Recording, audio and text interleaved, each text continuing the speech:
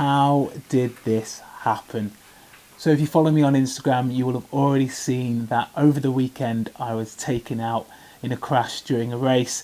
And yeah, as you can see, I'm pretty banged up. And yeah, look, I've snapped my beloved Black Edition like prime wheel, well, front wheel, pretty much into like, how on earth do you do that? And yeah, have a look at that rotor. Like, how do you even bend a rotor like that? So yeah, not exactly how I thought my weekend would go.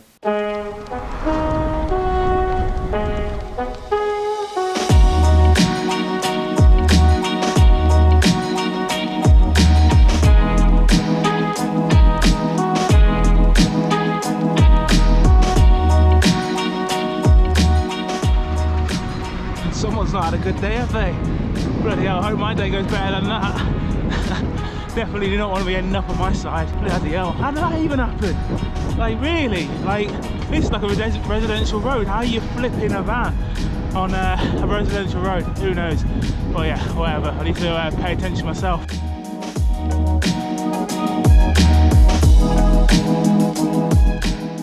So I'm lucky enough to live right smack in the middle of two closed circuit racing tracks. So yeah, literally both of them about 5 miles from my house. And this weekend there's races being held on both of those circuits. So today I'm heading over to Bradford for the no nonsense circuit crit races put on by Shibden, and then tomorrow I'm over in Leeds for the second round of the Spatswear Spring Series. So yeah, I think it's the first time I've ever done back-to-back races on a weekend. So yeah, I'm looking forward to it. The legs are feeling pretty decent, and yeah, I'm excited to kind of get stuck in and see if I can get results on both of the days. So yeah, so here's the course. Yeah, it's pretty much built into the side of a hill. So I found out yesterday they actually changed the course for compared to last time I raced here. So basically it's like there's an outer loop and then an inner loop.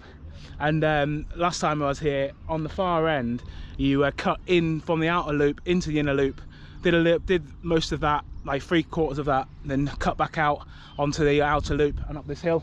But for today, they're just using the outer loop, so it means it's going to be a little bit less technical than it was last time, which, yeah, I had a game plan in mind based on kind of that kind of technicality. But yeah, it's going to be a little bit faster, and yeah, because basically you don't need to brake. Like, kind of, there's only really 2 corners, which is this one down here, which these guys are going into, which you can just fly through, and then yeah, you got another one basically at the top, and that's it really. And there's like a kind of chicane, like, but really you don't really notice it. You're just going straight flat through, and it's basically just down the hill, up the hill, down the hill, up the hill. Yeah, I've not done that here, but I'm guessing it's going to be fast. 3, 2, 1, go!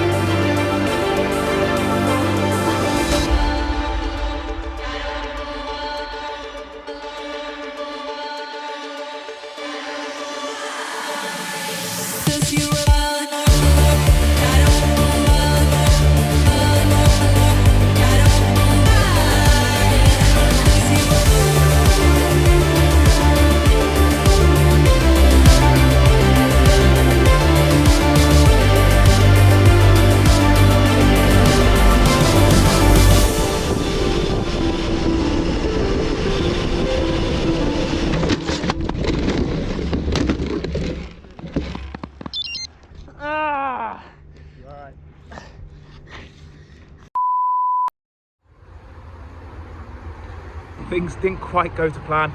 Luckily nothing broken, but yeah, just a hell of a lot of bruising and stuff. So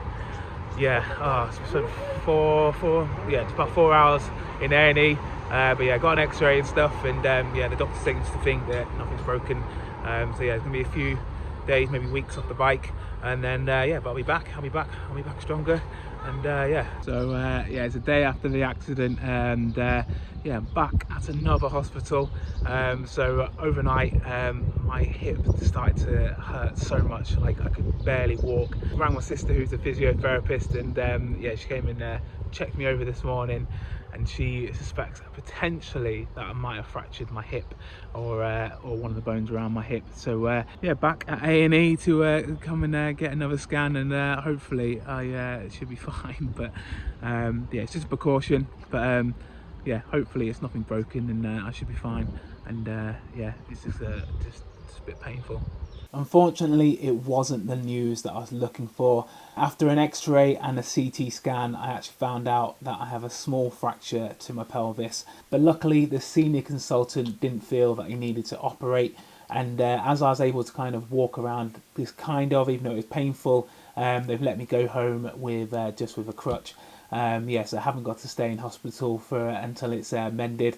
Main injuries that I've got, yeah, I got some ligament damage in my shoulder, and then yeah, the fractured pelvis, and yeah, there's just some other kind of cuts and bruises and road rash and stuff. But really, it could have been much worse. So yeah, I feel quite lucky to come away with the injuries that I've got. How did it actually happen? Well, unfortunately, I can't show you the footage of the crash, and unfortunately, with the way the permissions work for having cameras on your bikes with British Cycling, unfortunately, you have to ask them for permission to show crash footage. Yes, but how did the crash happen? Well, so we were about just over 2 laps out from the finish, and we're going down the hill into the kind of final corner before you turn onto the start-finish straight, which kind of turns back uphill. It looked like the people on the front of the bunch didn't really want to kind of push the pace, and so they were kind of freewheeling into the corner and weren't really kind of accelerating out like they usually would.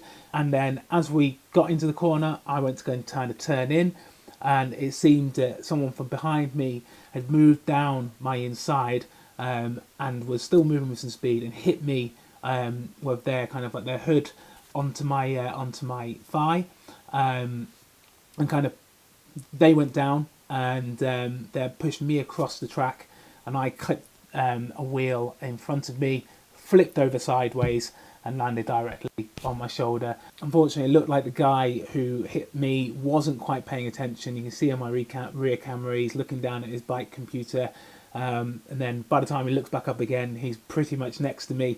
Unfortunately, that's racing, and I'm just going to have to deal with it. And luckily, I shouldn't be off the bike for too long. Thanks for watching. Don't forget to like and subscribe, and I'll see you in the next one.